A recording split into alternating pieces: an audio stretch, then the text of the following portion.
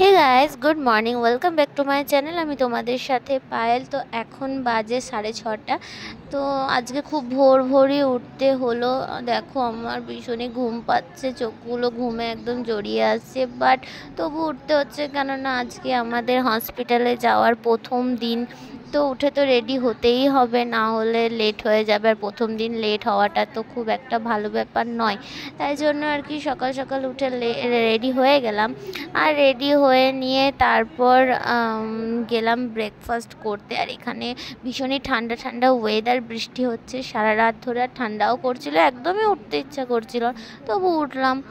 তো তারপর ব্রেকফাস্টে দেখছি ইডলি আর সাম্বার দিয়েছে, বাট সকাল সকাল ইডলি খেতে আমার একদমই ভালো লাগে না, কিন্তু কি করব, একটু তো খেলাম। তো দুটো দিয়েছিল, তার মধ্যে আমি একটা খেয়েছি, একটা ফেলে দিয়েছি।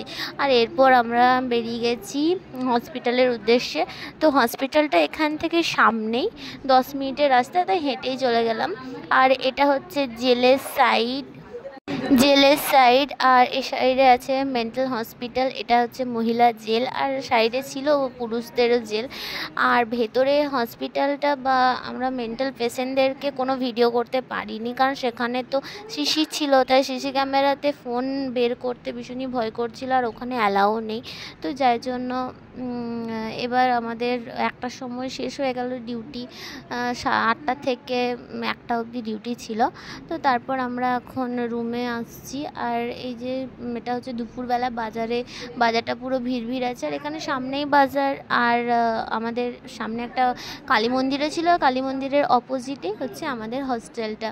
তো হস্টেলের সামনে একটা আমাদের স্টেডিয়াম আছে, সেটা তো তোমাদের দেখিয়েছি আগের ভিডিওতে। আর আগের ভিডিওতে আমি তোমাদেরকে হস্টেলের বাইরেটা, মানে হোটেলের বাইরেটা দেখাতে পারিনি, তো এবার আমি হোটেলের বাইরেটা তোমাদের দেখালাম। এই হোটেলটায় আমরা উঠেছিলাম। হোটেলটার নাম হচ্ছে দ্য রূপসী বাংলা হোটেল, এটা একটা স্পোর্টসের হোটেল। আর তারপর ফ্রেশ হয়ে নিচে গেলাম লাঞ্চ করতে। সেখানে ভাত, ডাল, শাক ভাজা, ডিমের ঝোল, ডিমের অমলেট, আমরা চাটনি, লাউ তরকারি, এই সমস্ত কিছু ছিল। তারপর সে লাঞ্চ করে আমরা ঘুমিয়ে গেলাম একটুক্ষণ। ভোর উঠেছি, ভীষণ ঘুম পাচ্ছিল। তো চলো টাটা, ফিরে আসবো নেক্সট কোনো ব্লগ নিয়ে। ভালো থেকো, থ্যাংক ইউ।